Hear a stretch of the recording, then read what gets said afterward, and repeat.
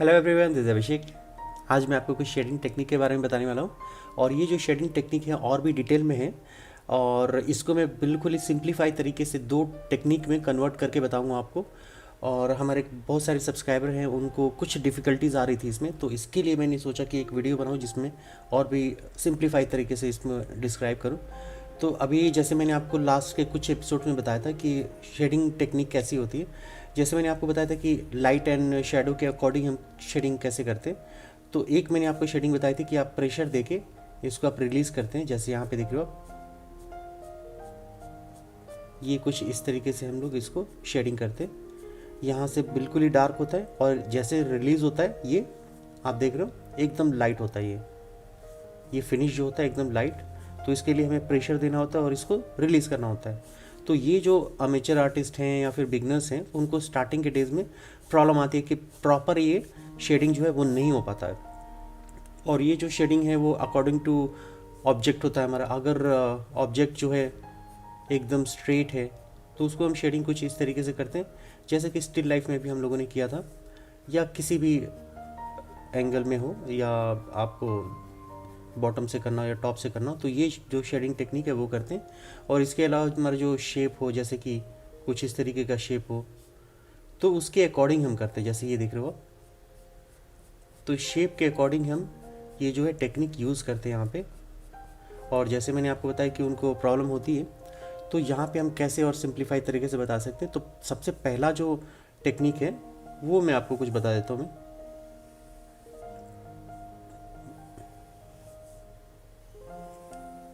ये जो first technique है और ये सेकंड है।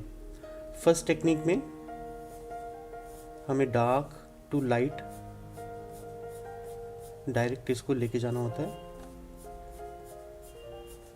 और मैं बिल्कुल ही वैसे ही बना रहा हूँ जैसे जो नए आर्टिस्ट हैं वो बनाते हैं।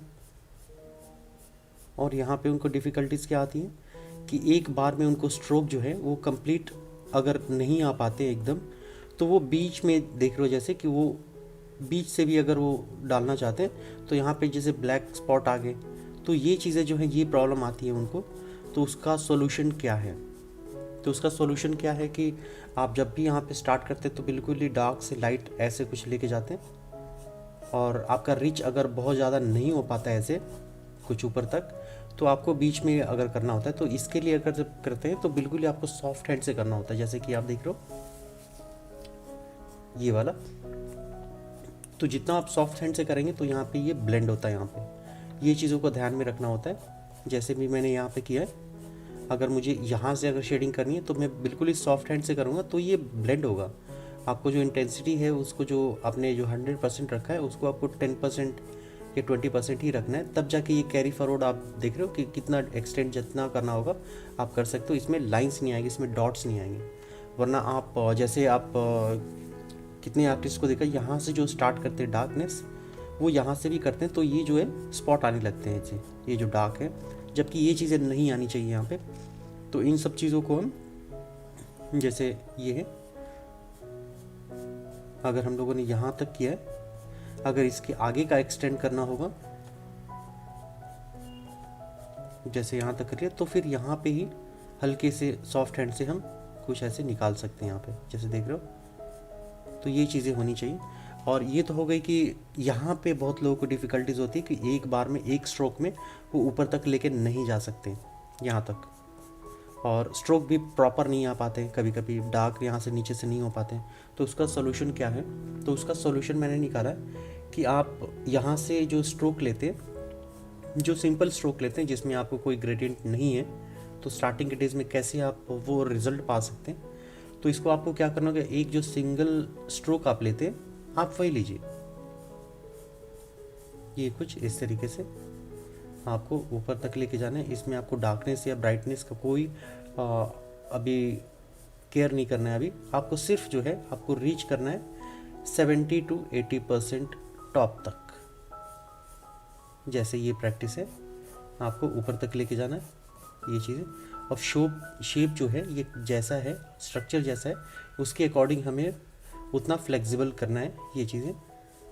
जैसे अभी आप देख रहे हो कि ये हम लोगों ने ऊपर तक लेके गए, बिल्कुल ही ऊपर तक, और ये जो है हम करेंगे लेयर सिस्टम से। जैसे अभी आप देखो, एक मैंने पूरा का पूरा ऊपर तक लेके गया इसको, और यहाँ तक हम लेके गए। 70 to 80% हम लोगों ने टच किया यहाँ पे, और एक लेयर हम लोगों ने बना लिया। और सेम इंटेंसिटी से करना है, ये मैंने कोई प्रेशर दे के नहीं किया और आगे रिलीज़ नहीं किया। तो नेक्स्ट जो है 50 to 60% मैं अब आगे करने वाला हूँ इसको सेम इंटेंसिटी से। जैसे अभी आप देख रहे हो कि अभी जो नेक्स्ट है उसको मैं बिल्कुल ही टॉप तक नहीं लेके जा रहा, अभी मैं बिल्कुल यहाँ तक ही करने वाला हूँ।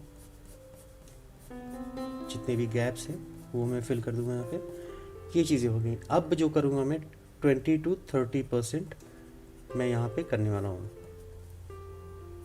तो यहाँ से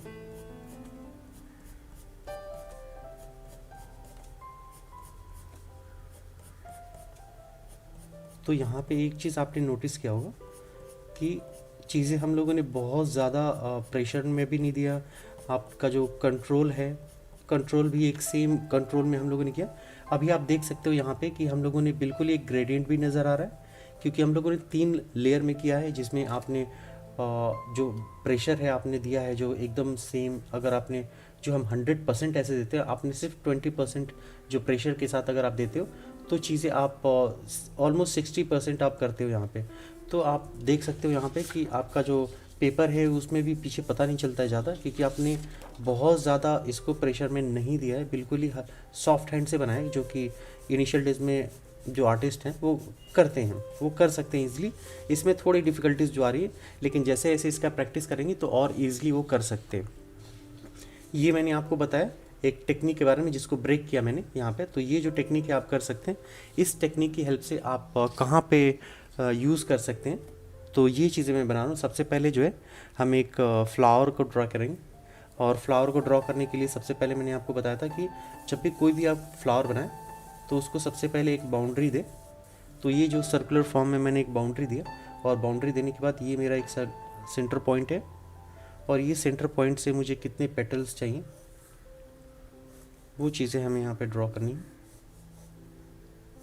ये कुछ 5 पेटल्स हैं, जो भी शेप आपको देना है, और ये बिल्कुल ही सॉफ्ट हैंड से देंगे, इसलिए कि इसमें कुछ अगर आपको मॉडिफिकेशन करना हो तो ज़्यादा डार्क आउटलाइन देने से क्या होता है कि उसमें चीज़ें आप प्रॉपरली चेंज नहीं कर सकते। इरेज़र जो भी फ्लावर लेते हैं आप या फिर रेफरेंस लेते हैं तो अपने अकॉर्डिंग इसको शेडिंग भी कर सकते हैं हम। तो यहाँ पे जो मैंने शेडिंग आपको बताया था कि किस तरीके से कर सकते हैं, सबसे पहले तो हम लोगों ने सॉफ्ट हैंड से इसको आगे तक एक्सटेंड किया।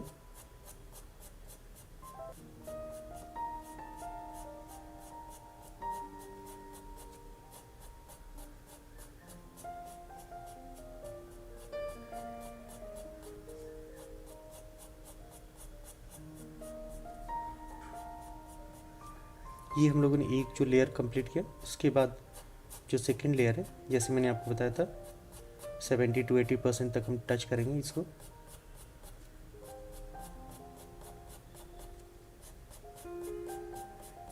तो ये चीज़ें टच किया। इसके बाद 20 to 30%। तो यहाँ पे आप देख सकते हो कि एक जो ग्रेडियंट है वो चीज़ें यहाँ पे हमने अचीव कर लिया यहाँ पे। और जैसे आपको कुछ चीज़ों को और ज़्यादा शेडिंग में देना होगा तो इन सब चीज़ों को आप कुछ इस तरीके से बना सकते हैं। तो ये जो है ये मैंने आपको बताया, और पूरी की पूरी जो शेडिंग टेक्निक है जैसे मैंने आपको बताया, इन सब चीज़ों से आप कर सकते हैं। जैसे इसका शेप है, जैसे इसका गया हुआ है, वो चीज़ें आप इसको ऐसे अचीव कर सकते हैं। और जितना आपको एक्सटेंड करना होगा आप इसको एक्सटेंड कर सकते हैं यहाँ पे। और ऊपर से जैसे मैंने आपको बताया कि अब आप चाहें तो इसको डार्क कर सकते हैं, और डार्क करने के बाद कहीं कहीं पे आपको लगता है कि ऊपर से भी शेडिंग आनी चाहिए तो भी आप उसको ऊपर से ब्लेंड कर सकते हैं। और इसको आप जितना शार्पन करेंगे पेंसिल को तो उसका जो इफ़ेक्ट होगा और ज़्यादा आएगा इसमें। अगर इसमें कुछ आपको और ज़्यादा लाइंस दिखाने हैं चीज़ों को, और यहाँ से फिर सेकंड लेयर जो है वो कर देंगे यहाँ पे। और ओवरलैपिंग दिखाने के लिए एक पेटल्स को आप डार्क कर सकते हैं और एक को थोड़ा हम लाइट रखेंगे, जिससे कि चीज़ें पता चले कि कौन सी चीज़ आगे है, कौन सी चीज़ पीछे है। और जैसे जैसे कर्व है हमारा, जैसे मैंने आपको बताया, वैसे वैसे इसको आगे की तरफ।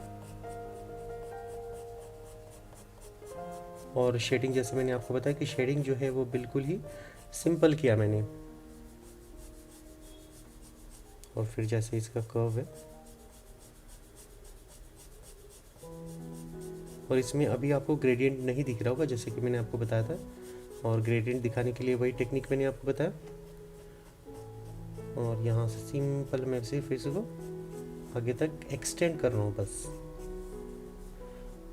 तो ये चीज़ों को मैंने यहाँ पे एक्सटेंड किया। एक्सटेंड करने के बाद जो सेकंड लेयर है, फिर सेकंड लेयर, ये तीनों लेयर में करने से बेनिफिट एक और होता है ये कि जितने भी वाइट गैप्स होते हैं ना, वो गैप्स जो है वो कवर हो जाते हैं। जितना आपको डिटेल करना होगा उतना आप कर सकते हैं, और इनिशियल डेज में आप जितना चाहेंगे ट्राई करेंगे उतना अच्छा है।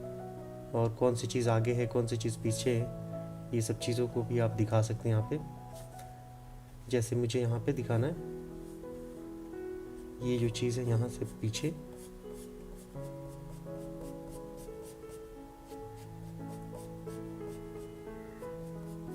तो ये चीज़ें आप कर सकते हैं। जैसे मैंने आपको बताया, ये जो टेक्निक है, ये टेक्निक को आप यूज़ कर सकते हैं।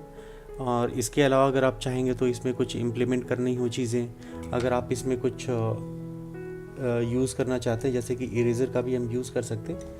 अगर आपके पास मोनो इरेज़र है तो इसमें कुछ चीज़ें आप और एक्स्ट्रा चीज़ें ऐड कर सकते हैं, जैसे कि आपको कहीं कहीं हाईलाइट देना हो, दोनों में अलग दिखाना हो। जैसे होपफुली ये वीडियो जो होगा आप लोगों को पसंद आएगा, और आपके जो फीडबैक है वो उसका आना बहुत ज़रूरी है, क्योंकि आपको मैंने कोशिश की है कि इसको सिंप्लीफाई तरीके से और बताऊं मैं आपको। अगर ये चीज़ें आपको पसंद आती है तो प्लीज़ कमेंट करें और फीडबैक ज़रूर दें, तो मुझे पता चलेगा कि मेरी बात जो है वो कहाँ तक आप तक पहुँची। तो ये मैंने एक बहुत ही सिंप्लीफाई तरीके से और एक इजी बताया फ्लावर आपको, जो कि समझ में आ गया होगा। तो आपके जो भी फीडबैक है आप मुझे बताएं। मिलते हैं अगले एपिसोड में। Thank you.